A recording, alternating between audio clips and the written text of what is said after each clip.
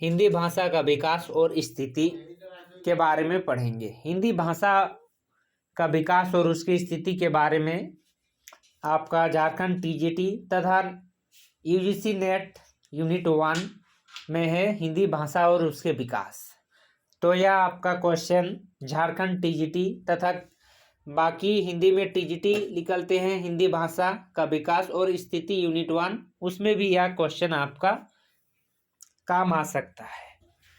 प्रश्न की ओर चलते हैं, जिसमें हम लोग टोटल आज 42 प्रश्न करेंगे। झारखंड टीजीटी तथा यूजीसी नेट दोनों में यह प्रश्न आ सकते हैं। यदि आप यूजीसी नेट का तैयारी कर रहे हैं, हिंदी भाषा और उसका विकास यूनिट 1 में है, साथ ही साथ आप टीजीटी का तैयारी कर रहे हैं, उसमें भी है हिंदी भाषा का विकास और स्थिति, दोनों में यह प्रश्न कॉमन है। तो स्टार्ट करते हैं प्रश्न की ओर। पहला प्रश्न है आपका, पहला प्रश्न, संविधान के किस अनुच्छेद में देवनागरी लिपि में लिखित हिंदी को संघ की राजभाषा घोषित किया गया था? तो आप जानते हैं कि संविधान का किस अनुच्छेद में देवनागरी लिपि को संघ की भाषा घोषित किया गया था। सबसे पहले हम लोग जानते हैं कि संविधान का कितना अनुच्छेद से कितना तक में आपका हिंदी भाषा से संबंधित है। तो आप जानते हैं 343 से लेकर 351 तक। तो 343 इसका राइट आंसर होगा। 343 में आपका है कि संघ की राजभाषा हिंदी और लिपि देवनागरी होगी। इसके अतिरिक्त संघ के शासकीय प्रयोजनों के लिए प्रयुक्त होने वाला भारतीय अंक का अंतर्राष्ट्रीय रूप होगा। यानी कि जो आपका संघ का राजभाषा हिंदी और जो लिपि है वह देवनागरी लिपि होगा। साथ ही साथ जो संख्या लिखते हैं वह इंग्लिश में लिखेंगे, जैसे यहाँ लिखा हुआ है 1 2 3, जैसे हिंदी में आपका 1 2 3 कुछ अलग टाइप से है, तो यह इंग्लिश में होगा। तो इसका आंसर है आपका सी नंबर 343। दूसरा प्रश्न की ओर चलते हैं, जो यूजीसी नेट दिसंबर 2004 का प्रश्न है। यह टीजीटी में भी पूछा गया प्रश्न है। दूसरा प्रश्न है आपका, दूसरा प्रश्न है, भारतेंदु के अनुसार हिंदी नई चाल में कब ढली? हिंदी नई चाल में कब ढली? तो इसमें एक में है 1880, बी में है 1857, सी में 1873, डी में 1860। जिसे 1857 में बहुत आदमी बोलते हैं कि हिंदी का आधुनिक काल 1857 से शुरू हुआ, 1880, 1860। तो इसका आंसर है आपका सी नंबर 1873। इसका आंसर है 1873 में हिंदी नई चाल में ढली। भारतेंदु को आपका आधुनिक नाटक के पिता या जनक कहे जाते हैं। तीसरा प्रश्न है आपका, भारतीय संविधान के किस अनुच्छेद में राजभाषा संबंधी प्रावधान का उल्लेख है? मतलब आपका किन अनुच्छेद में? तो हम इससे पहले बताए थे कि 343 से लेकर 351 तक में आपका राजभाषा संबंधित प्रावधान का उल्लेख है। यह प्रश्न आपको ज़्यादातर पूछे जाते हैं कि राजभाषा संबंधित प्रावधान के बारे में, क्योंकि राजभाषा संबंधित हमेशा यह प्रश्न आते हैं हर जगह। अनुच्छेद आपको 343 से लेकर 351 तक क्या कहता है उसके बारे में आपको पढ़ना होगा। जैसे कि 351 में आपका हिंदी से संबंधित है। 351 कहता है कि संघ की राजभाषा हिंदी और लिपि देवनागरी होगी। इसके अतिरिक्त संघ का शासकीय प्रयोजन के लिए प्रयोग होने वाला भारतीय अंकों को अंतर्राष्ट्रीय रूप होगा। 344 कहता है कि अंतर्गत व्यवस्था की गई है कि संविधान के आरंभ में 5 वर्ष बाद राष्ट्रपति एक आयोग गठित करेगा जो हिंदी के प्रयोग के विस्तार में सुझाव देगा। और 345 में है कि इनके अनुसार किसी राज्य का विधानमंडल विधि द्वारा उस राज्य में प्रयुक्त होने वाली या किन्हीं अन्य भाषाओं को या हिंदी को शासकीय प्रयोजनों के लिए स्वीकार कर सकेंगे। जैसे हिंदी को कोई राज्य चाहेगा तो उसको शासन का भाषा के लिए स्वीकार कर सकता है। 346 में है कि के अनुसार संघ द्वारा निर्धारित भाषा एक राज्य और दूसरे राज्य के बीच में तथा किसी राज्य और संघ के सरकार के बीच पत्र आदि का राजभाषा होगा। जैसे कि कोई राज्य किसी राज्य को, जैसे झारखंड उत्तर प्रदेश को लिखता है तो हिंदी में लिखेगा, यह 346 में है।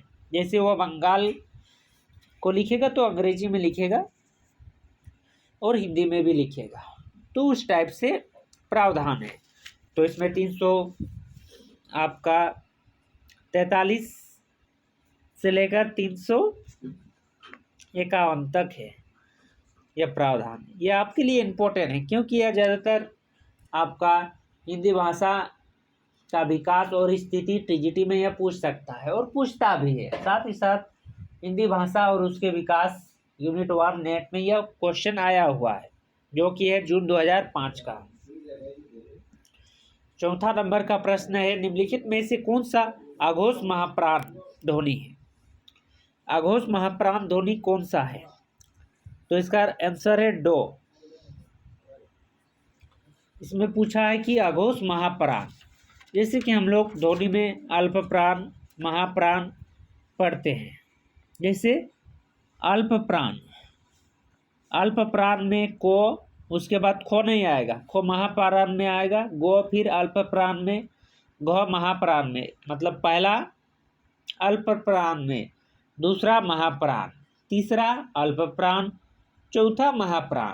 तो उसी प्रकार से जैसे को आपका अल्प प्राण हो गया, उसके बाद टो भी पहला में है, टो अल्प प्राण, जो, उसके बाद छो जो हो रहा है तो जो भी अल्प प्राण, उसके बाद ठो के बाद ठो होता है तो दूसरा में आ रहा है ठो, तो महाप्राण, यानी महाप्राण ध्वनि में यह है। तो इसका आंसर है आपका डी नंबर। चौथा अल्प प्राण महाप्राण भी इसे पूछ सकता है। अल्प प्राण महाप्राण। 5 नंबर का प्रश्न है, निम्नलिखित में से कौन सा एक 5 से स्वर है 5 नंबर में? तो इसका राइट आंसर है 5 नंबर का आ एक 5 से स्वर है। जिसे स्वर 5 से स्वर है आ, जिसमें कि ओ में आ से बन रहा है, इसीलिए आपका 11 स्वर है वह पता है और 33 व्यंजन है। 6 नंबर का प्रश्न, हिंदी भाषा का विकास का सही अनुक्रम कौन सा है? तो हिंदी भाषा कैसे विकास हुआ? संस्कृत, मान के चलिए संस्कृत नहीं है तो इसमें छोड़ देते हैं, संस्कृत यहाँ नहीं है। पहला में संस्कृत, दूसरा में पाली, पाली के बाद प्राकृत, उसके बाद अपभ्रंश, उसके बाद आपका हिंदी। तो इसमें संस्कृत नहीं है तो संस्कृत के बाद आपका पाली हुआ, पाली के बाद प्राकृत हुआ, प्राकृत के बाद अपभ्रंश हुआ, फिर अपभ्रंश से आपका हिंदी विकसित हुआ। पाली, प्राकृत, अपभ्रंश और हिंदी, यानी 6 नंबर पाली, प्राकृत, अपभ्रंश, हिंदी। यह आपका याद होना चाहिए क्योंकि हिंदी का भाषा का विकास ज़्यादातर पूछी जाती है, पाली, प्राकृतिक, अपभ्रंश और हिंदी।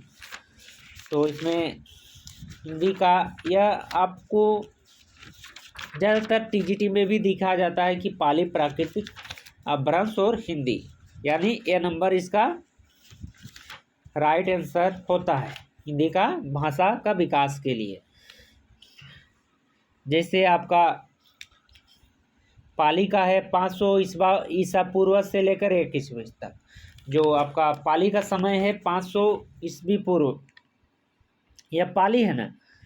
पाली आपका जो पाली भाषा है उसका हम लोग देखते हैं कि आपका पाली 500 ईसा पूर्व मतलब ईसा से पूर्व लेकर 1 ईस्वी तक पाली का।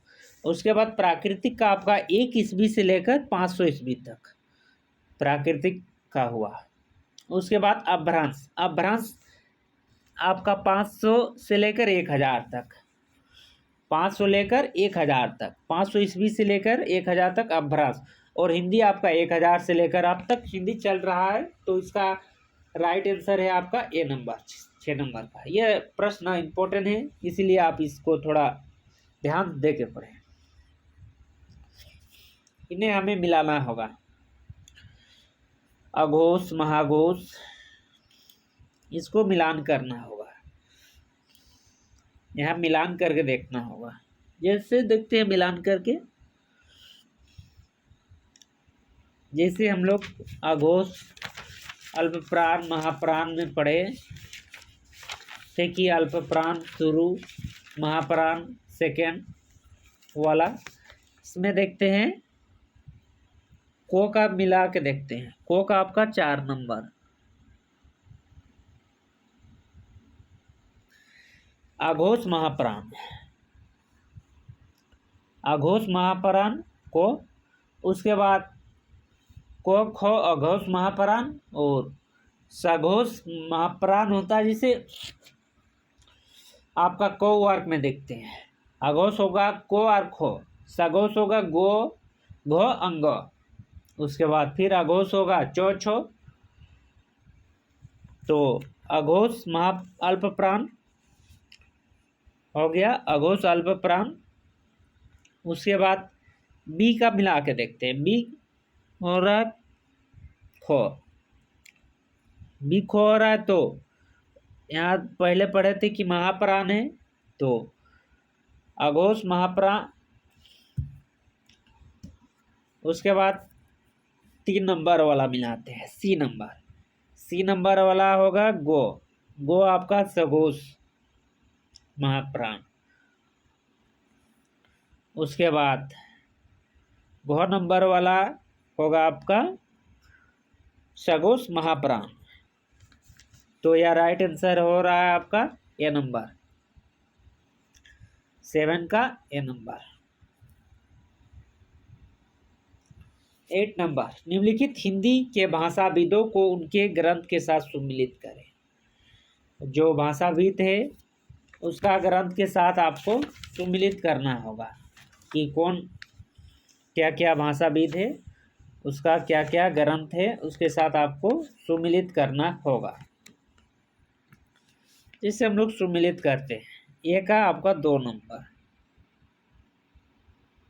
आपका कमता प्रसाद गुरु हिंदी व्याकरण, कमता प्रसाद गुरु आपका हिंदी व्याकरण, कमता प्रसाद गुरु हिंदी व्याकरण, यह इम्पोर्टेंट है। उसके बाद आ रहा है आपका किशोरी दास वाजपेयी, किशोरी दास वाजपेयी आपका, किशोरी दास वाजपेयी हिंदी शब्द अनुशासन, शब्द अनुशासन किशोरी दास वाजपेयी। उसके बाद आता है आपका उदय नारायण तिवारी, उदय नारायण तिवारी आपका हिंदी भाषा का उद्भव और विकास, जो हिंदी भाषा का उद्भव और विकास उदय नारायण तिवारी।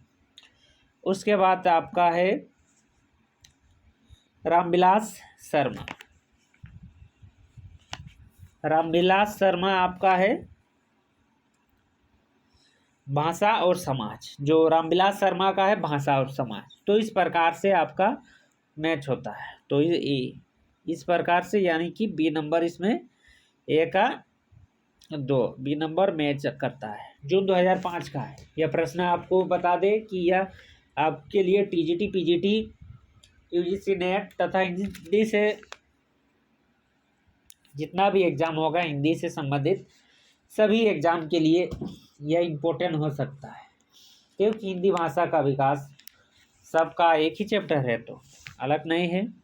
यहाँ देखते हैं मुंडा भाषा परिवार का क्षेत्र कहाँ, जैसे कि मुंडा भाषा परिवार कहाँ आता है। राजस्थान में आपका राजवाला, मध्य प्रदेश आपका हिंदी भाषा क्षेत्रीय है, तमिलनाडु आपका तमिल, कन्नड़, मलयालम वाला। बात आया छोटा नागपुर, छोटा नागपुर का नया नाम है आपका झारखंड, छोटा नागपुर को हम लोग झारखंड कहते हैं, आपका छोटा नागपुर का नाम है झारखंड। तो झारखंड में आपका देखते हैं कि मुंडा भाषा परिवार झारखंड में ज़्यादातर मुंडा आता है, तो मुंडा भाषा परिवार आपका झारखंड का है। 2005 का प्रश्न है। राइट आंसर आपका छोटा नागपुर यानी झारखंड। 10 नंबर प्रश्न की ओर चलते हैं। हमें यहाँ मिलान करना होगा, सुमिलित करना होगा। 10 नंबर में मिलान करके हमें बताना होगा कि किसमें इसमें क्या है। स्वर ध्वनियाँ, स्वर वर्ण किसे कहते हैं? आप जानते हैं बिना किसी वर्ण की सहायता से जो बोले जाते हैं उसे स्वर वर्ण कहते हैं, जिससे ओ आ हर्षई दीर्घई। चलिए मैच हो गया, एक ही मैच करके मिलाते हैं। ए का 4 नंबर आपका डी में आ रहा है तो राइट। बी का आपका 5 नंबर, उसके बाद सी का 3 नंबर, डी का आपका 2 नंबर। तो यह है जून 2005 का प्रश्न। 10 नंबर। 11 नंबर का प्रश्न, इन बोलियों को उनके बोली क्षेत्र के साथ सुमिलित करें। यहाँ आप बोली क्षेत्र के साथ आपको सुमिलित करना होगा। जो बोली है और इसका क्षेत्र है उसके साथ आपको सुमिलित करना होगा, तो यानी कि मिलान करके देखना होगा। ब्रज भाषा आपका अलीगढ़। ब्रज यानी भगवान श्री कृष्ण का भाषा, उत्तर प्रदेश ब्रज। एक अलीगढ़। बी भोजपुरी आपका आयरा हिले छपरा हिले, यानी छपरा में भोजपुरी। 2 मैच कर लिए, ए का 4 बी का 1, ए का 4 बी का 1, यानी बी नंबर इसमें राइट आ रहा है। सी का 5 आपका मैथिली आपका बिहारी बोली से निकला है, बिहारी भाषा वाला। तो मैथिली आपका दरभंगा बिहार। अवधी, उसके बाद अवधी आपका सुल्तानपुर अवध। तो इसका आंसर है आपका बी नंबर। यह आपका जून 2005 का प्रश्न है। 2005 में यह नेट में पूछा गया था। यह प्रश्न आपको नेट में पूछेगा, आपको टेट में पूछेगा। हिंदी से संबंधित जितना है DSSB, साथ ही साथ TGT, झारखंड TGT के लिए ये इम्पोर्टेंट क्वेश्चन हो सकता है। प्रश्न है, खड़ी बोली का प्रयोग सबसे पहले किस पुस्तक में हुआ? खड़ी बोली का सबसे पहले प्रयोग कौन किया था? आप जानते हैं खड़ी बोली का सबसे पहले प्रयोग आपका लल्लू लाल किए थे। और लल्लू लाल का क्या पुस्तक है? लल्लू लाल का पुस्तक का नाम आपका प्रेम सागर है ना, प्रेम सागर में किए थे। तो प्रयोग सबसे पहले किस पुस्तक में हुआ? तो इसका आंसर है प्रेम सागर, डी नंबर। जून 2006 का प्रश्न है।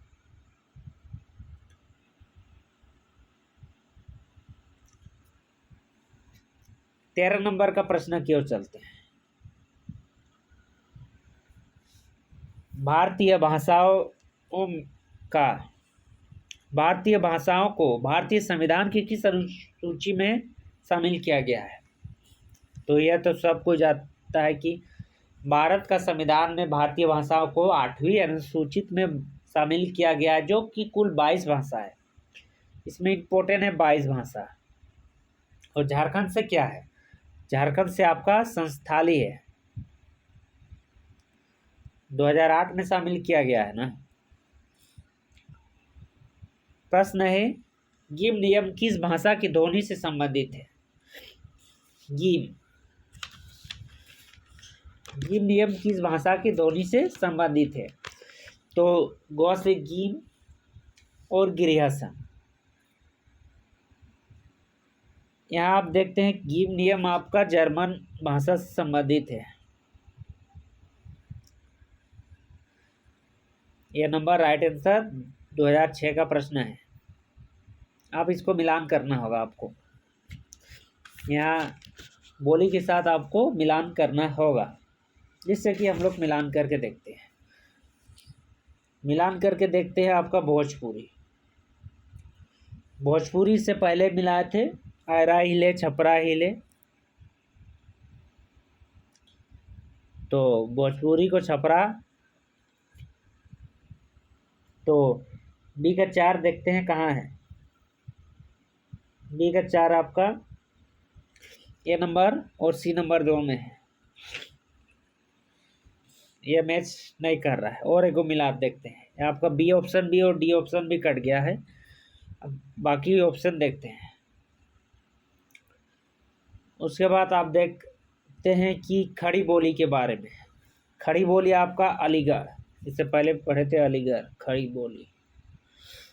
तो इसमें एक नंबर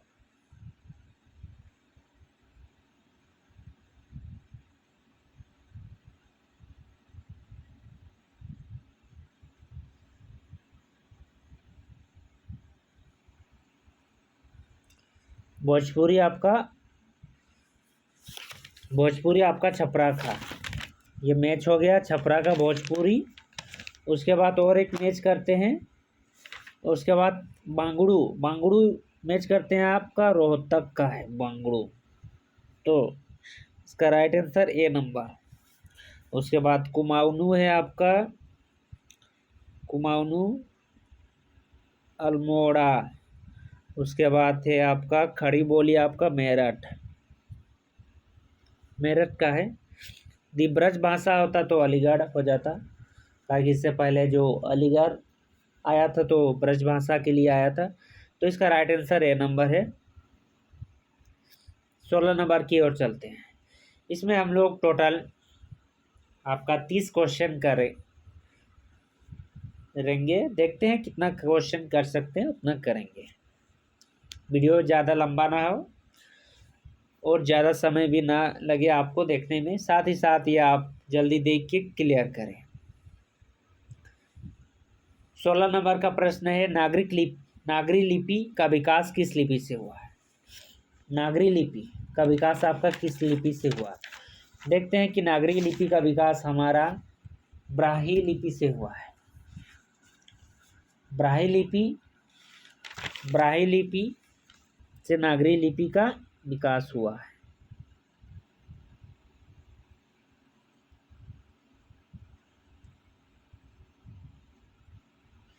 ब्राह्मी लिपि, नागरी लिपि का विकास हुआ है, जिसमें हम लोग देवनागरी लिपि भी कह सकते हैं नागरी लिपि को। 2006 का प्रश्न है, निम्नलिखित बोलियों में से कौन सा बोली उत्तर प्रदेश में नहीं है बोली जाती है? जिसे उत्तर प्रदेश में आपका कौन बोली नहीं बोली जाती है देखना होगा। तो अवध उत्तर प्रदेश में बोली जाती है। खड़ी बोली भी ब्रज भगवान श्री कृष्ण का बोली।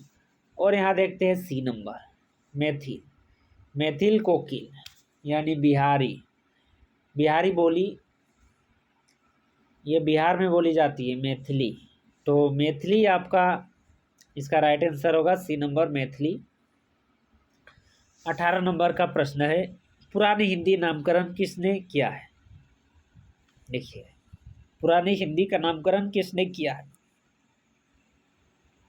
तो इसका आंसर है आपका चंद्रधर शर्मा गुलेरी।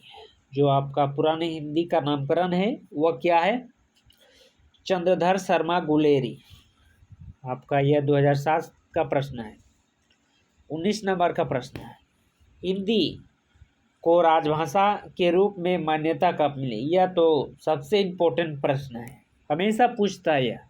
आप बीए कीजिए हिंदी से, एग्जाम दीजिए हिंदी से, हर जगह यह प्रश्न पूछता है। और जिसका आंसर होगा 14 सितंबर, पहला आंसर। उसके बाद कब संविधान लागू आपका कब हुआ था? 1949 को। तो इसका आंसर है बी नंबर, 14 सितंबर 1949। 20 नंबर की ओर चलते हैं। कर्म शब्द की व्युत्पत्ति किस प्रक्रिया से हुई है? कर्म, इसमें कर्म होता तो आप तत्सम लिख देते, तो इसमें कर्म, तो अर्ध तत्सम, आधा तत्सम है, कर्म भी नहीं है, कर्म। इसका यह नंबर अर्ध तत्सम। 21 नंबर की ओर चलते हैं। 21 नंबर का प्रश्न है, आपको यह मिलान करना होगा। निम्नलिखित बोलियों को उसके भौगोलिक क्षेत्र के साथ सम्मिलित कीजिए। जो इसका क्षेत्र है उसके साथ सम्मिलित करना होगा। जैसे हो डोती, बेघली, गढ़वाली, कनौजी, उत्तराखंड, उत्तर प्रदेश, राजस्थान, मध्य प्रदेश, हरियाणा। यहाँ आप देखते हैं गढ़वाली, हम लोग देखते हैं गढ़वाली। तो गढ़वाली आपका किस में? उत्तराखंड में। गढ़वाली उत्तराखंड, उत्तराखंड यानी सी का 4। सी का 4 किस में है? ये मतलब सी का 1, सी का 1, सी का 1 आपका सी नंबर में है। Right answer C number. उसके बाद और जैसे कोई आपका ये नंबर वाला जान रहे हैं, हा होती, हा होती, हा होती आपका किस में है? आप जान रहे राजस्थान, राजस्थान मिला सकते हैं। बी नंबर में आपका मध्य प्रदेश में है बेघली, इससे कनौजी, कनौजी आपका उत्तर प्रदेश में है। तो इस प्रकार से आप आंसर कर सकते हैं। तो इसका राइट आंसर आपका सी नंबर है यहाँ, जैसे कि इसमें सी नंबर राइट आंसर है, जो आपको दिसंबर 2007 में पूछा गया प्रश्न है। प्रश्न है निम्नलिखित विधि के क्रियाकलापों को उनकी बोली के साथ सम्मिलित करें। जो इसमें बोली है उसमें सम्मिलित करें। करो, करहू, करा, करो, अपभ्रंश, भोजपुरी, अवधी, मगही, ब्रज। तो इसमें हमें मिलाना होगा कि किसमें का है। तो हम लोग देखते हैं किसमें का है। भोजपुरी देखते हैं। भोजपुरी में करा, करल बा हो, करा बा बोलते हैं, करा, करा हो, काम करा। तो डी का 2 नंबर किसमें है? ए नंबर में है। बाकी बोली जानते हैं तो भी मिला सकते हैं। जैसे करो, आप करो बांगड़ू में है, यह जान रहे मिला सकते हैं। बी में है आपका करहू, करहू, करहू, राम कुछ करहू मोही, तुलसीदास बोलते हैं ना। तो कहू, करहू, करहू मोरे बेरा पार प्रभु, अवधि। तो इसमें होगा। उसके बाद सी में है करो, करो, करो ब्रज। जो ब्रज का भाषा है आपका भगवान श्री कृष्ण का भाषा, ब्रज का भाषा, तो उसमें यह आपको जरूरी आ सकता है। 23 नंबर का प्रश्न है, इम्पोर्टेंट प्रश्न है, जो आपका पाणिनि ने किस ग्रंथ के द्वारा भाषा को एक रूपता देने का प्रयास किया है। तो पाणिनि का क्या ग्रंथ है ये भी पूछ सकता है, किसमें एक रूपता। तो आप पाणिनि आपका अष्टाध्याय से फेमस है, और ये अष्टाध्याय ऐसा ग्रंथ है जिसमें भाषा की एक रूपता देने का प्रयास किया है। यह प्रथम व्याकरण है ना संस्कृत का, इसीलिए। 24 नंबर प्रश्न की ओर चलते हैं। शब्द रचना में किसका योगदान नहीं होता है। जैसे कोई शब्द बना उसमें किसका योगदान नहीं होता है। जैसे प्रत्यय का तो होगा, आगे जुड़ेगा, पीछे जुड़ेगा, धातु का होगा, उपसर्ग का भी होगा। उपसर्ग आपका पहले जुड़ता है, प्रत्यय बाद में जुड़ता है। तो शब्द रचना में किसका योगदान नहीं होगा। शब्द रचना करके क्या बनता है? पद बनता है। तो पद का योगदान इसमें कुछ नहीं है। जून 2008 का प्रश्न है। 25 निम्नलिखित में से किस शब्द में रूप धारक प्रत्यय है। जो रूप धारक प्रत्यय किसमें है? बचपन, लड़के, मातृतत्व, एकता, रूप। किसमें रूप धारण कर रहा है? प्रत्यय में। प्रत्यय यानी जो पीछे में लागे, मातृतत्व माँ का रूप धारण कर रहा है ना। सी नंबर इसका राइट आंसर होगा। 26 नंबर की ओर चलते हैं। जसुमती हरि पालने झुलावे, बी में है तेही अवसर एक तापस आवा, तेजपुच लघु बरस सुहावा। सी में है अतिरंग स्वामी सुमिली राती, बेटा राजा भोज की। डी में है आपका दखन है नगीना, अंगूठी है जग, अंगूठी को हरकत नगीना है लग।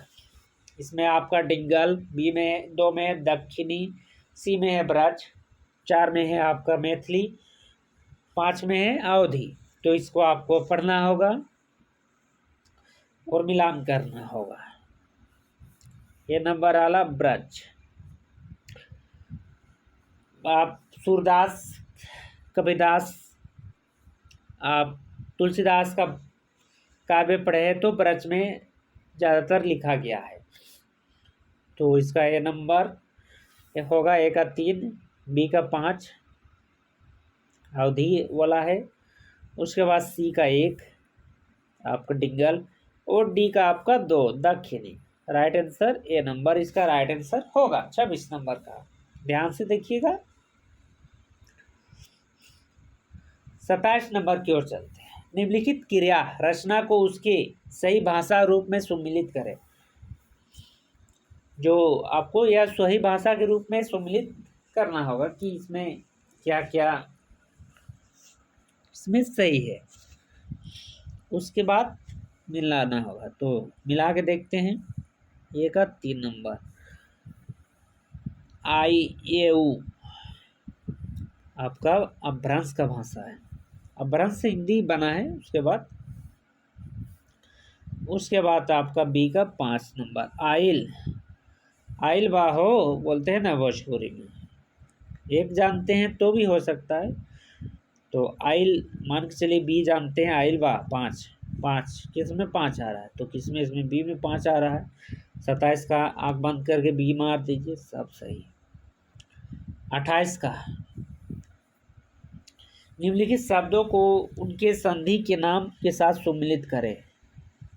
जो आपका संधि है उसमें आपको सम्मिलित करना होगा कि क्या क्या संधि है। तो सम्मिलित करते हैं। निरोग, आपका निरोग आपका है विसर्ग संधि। उसके बाद आपका है दीर्घकार, दीर्घ संधि, दीर्घकाल, दीर्घ संधि। तो ए का आपका 3 नंबर, ए का ए का 3 नंबर किस में आ रहा है, बी में आ रहा है। तो इसका राइट आंसर बी।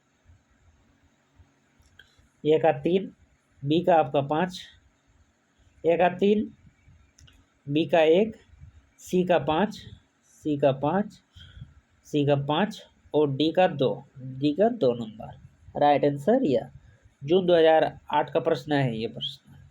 29 नंबर की ओर चलते हैं। हिंदी भाषा का संबंध किससे है। देखिए हिंदी भाषा का संबंध किससे है। अपभ्रंश से भी आपका सोरसेरी अपभ्रंश बना था। अपभ्रंश इसमें दीजिएगा तो अपभ्रंश देखिए ऐसे तो हिंदी भाषा पाली प्राकृत अपभ्रंश बोलते हैं ना। तो प्राकृत ये भी प्राकृत ये भी नहीं होगा। अपभ्रंश से भी विकसित होके बना था सोरसेनी अपभ्रंश, यानी हाल फिलहाल में इससे संबंध है सोरसेनी अपभ्रंश से। यह नंबर राइट आंसर। 30 नंबर की ओर चलते हैं। 30 नंबर की ओर आगे बढ़ेंगे। 30 नंबर में क्या है। भरत मुनि ने अपभ्रंश का नाम दिया है। भरत मुनि, आपका भरत मुनि कौन, नाट्य शास्त्र के जनक भरत मुनि। तो भरत मुनि आपका जो अपभ्रंश है उसको क्या नाम दिया। भरत मुनि अपभ्रंश को आपका देश भाषा, जो देश का भाषा है, यह इंपॉर्टेंट है, 2008 का प्रश्न है। अपभ्रंश, भरत मुनि ने अपभ्रंश को क्या नाम दिया, देश का भाषा, देश भाषा। C number right answer. Hindustani भाषा का रूप क्या है।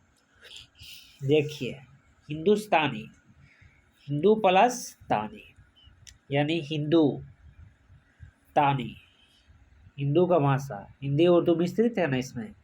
तो बी नंबर इसका राइट आंसर होगा। 2009 का प्रश्न है, दिसंबर।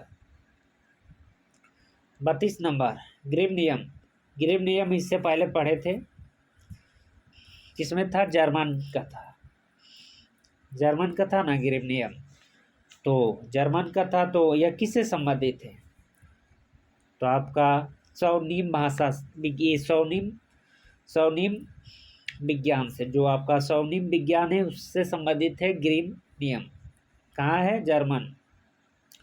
33 नंबर का देखते हैं, निम्नलिखित में से अर्ध स्वर कौन सा है? अर्ध स्वर, यहाँ उच्चारण करते हैं। ओ स्वर है, तो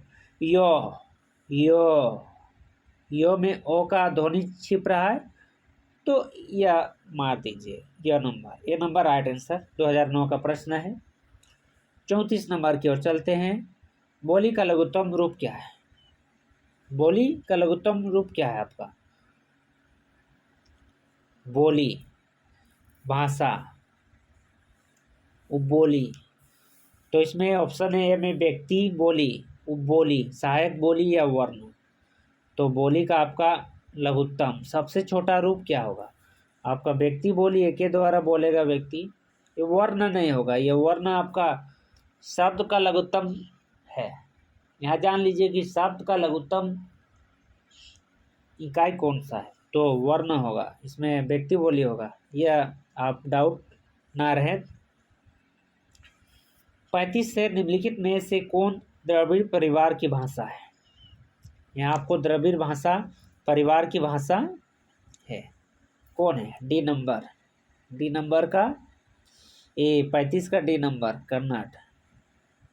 द्रविड़ भाषा परिवार का है, द्रविड़ भाषा परिवार का भाषा है, यहाँ बोल रहा है। तो द्रविड़ भाषा परिवार का सब भाषा है, क्या भाषा है? कर्नाटक। तो इसका आंसर है आपका कर्नाटक।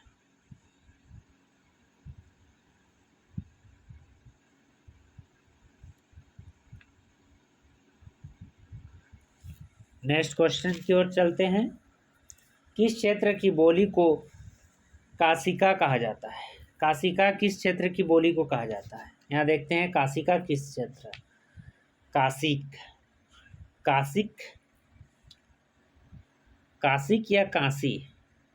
काशी की बोली को काशिका कहा जाता है, और काशी आपका काशी को और क्या नाम से जानता है? ये आप शॉर्ट में देखिएगा, का से काशिक, काशिक यानी काशी की बोली काशी, राजस्थान की बोली राजस्थानी, पंजाब की बोली पंजाबी। तो उसी प्रकार काशी की बोली, काशी का क्या क्या नाम है? काशी बनारस। तो इसमें आप इस तरीके से बनारस ऑप्शन तक पहुंच सकते हैं। 37 प्रश्न की ओर चलते हैं, साहित्यिक अपभ्रंश का पुरानी हिंदी किसने कहा? जो साहित्यिक अपभ्रंश है उसको आपका पुरानी हिंदी किसने कहा? तो इसका आंसर है आपका हजारी प्रसाद द्विवेदी। हजारी प्रसाद द्विवेदी जो हिंदी साहित्य इतिहास लेखन में इन्होंने बहुत भूमिका निभाए थे अपना।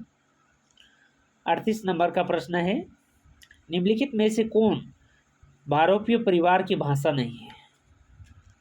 भारोपीय परिवार की भाषा नहीं है, वह बोल रहा है, तो कौन नहीं है? तो इसमें आपको भारोपीय भाषा परिवार की भाषा नहीं है, तो इसका आंसर है आपका मलयालम। मलयालम आपका भारतीय भाषा परिवार का भाषा नहीं है, मलयालम का आपका अलग भाषा परिवार है। उसके बाद नेक्स्ट क्वेश्चन की ओर चलते हैं। नेक्स्ट क्वेश्चन है, संविधान की 8वीं अनुसूची में कौन सा भाषा शामिल नहीं है? जैसे कि आप यहाँ देखते हैं, बाड़ो भी है, बोडो है, मैथिली, डोगरी, भोजपुरी। कौन सी भाषा शामिल नहीं है? 39। तो इसमें आपका 39 में क्या आंसर होगा? 39 में आपका सी नंबर, भोजपुरी। मैथिली भी हो सकता है, क्योंकि मैथिली भी नहीं है। यहाँ ऐसा ऑप्शन रहेगा, यहाँ इसके बदला नेपाली हो जाए, कुछ हो जाए तो भोजपुरी हो जाएगा। बिहार उपभाषा वर्ग के अंतर्गत कौन सी बोली नहीं आती है? तो बिहारी उपभाषा है उसके अंतर्गत कौन सा बोली नहीं आती है? बिहारी में क्या क्या? भोजपुरी आएगी, मगही आएगी, मैथिली आएगी। तो इसमें कौन सा नहीं आएगा? बुंदेली। बुंदेली आपका बुंदेलखंड की भाषा है, जो बिहारी उपभाषा का श्रेणी में आपका नहीं आता है। 41 नंबर की ओर चलते हैं। खड़ी बोली के लिए सुनीति कुमार चटर्जी ने किस शब्द का प्रयोग किया? जो सुनीति कुमार चटर्जी है, तो खड़ी बोली के लिए किस शब्द का प्रयोग किया है? 41 नंबर का आपका राइट आंसर है ए नंबर, आपका जनपदीय हिंदुस्तानी। और जो आपका भरत मुनि क्या बोला था अपभ्रंश के लिए? राजभाषा ना। तो इस प्रकार से आप याद करना होगा। यह सब 1-2 पॉइंट प्रश्न है। 42 नंबर प्रश्न, और इसी के साथ लास्ट प्रश्न। अगले वीडियो में हम लोग बाकी प्रश्न को देखेंगे, उसमें हम लोग और 60 प्रश्न को देखेंगे। हिंदी उपमाला में अंक ओ और अंक क्या है? ओ और अंक क्या है? यह प्रश्न 42 नंबर, ओ और अंक क्या है? तो इसमें आपका आयोगवाह आपका अंक और ओ आयोगवाह की श्रेणी में रखा जाता है। तो यह हमारा प्रश्न रहा। जैसे कि यहाँ आयोगवाह में क्या क्या रखा जा सकता है, अब बोलिएगा। तो आयोगवाह में आपका यह अंक ओ ये सब रखा जाता है। साथ ही साथ हम लोग दूसरा वीडियो में बाकी सब देखेंगे। बाकी जितना भी क्वेश्चन है, या क्वेश्चन आपको हिंदी साहित्य इतिहास से जो भाषा विज्ञान का चैप्टर है, जिसमें हम लोग भाषा से संबंधित जानकारी प्राप्त करते हैं, उसमें यह प्रश्न इम्पोर्टेंट। साथ ही साथ आप झारखंड टीजीटी दे रहे हैं या हिंदी से संबंधित जितने भी टीजीटी प्रश्न दे रहे हैं, परीक्षा दे रहे हैं, उसमें आपका यूनिट 1 में हिंदी भाषा का स्थिति और विकास नाम का एक यूनिट है, जो यूनिट 1 में है। साथ ही साथ आपका यूजीसी नेट में यूनिट 1 में उसमें भी है पेपर 2 हिंदी में, हिंदी भाषा और उसका विकास। तो इस तरीके से प्रश्न पूछ सकता है। नेक्स्ट वीडियो में बाकी प्रश्न की ओर डिटेल से उसका डिस्कस करेंगे। तो इसी के लिए धन्यवाद, बने रहे हमारे साथ।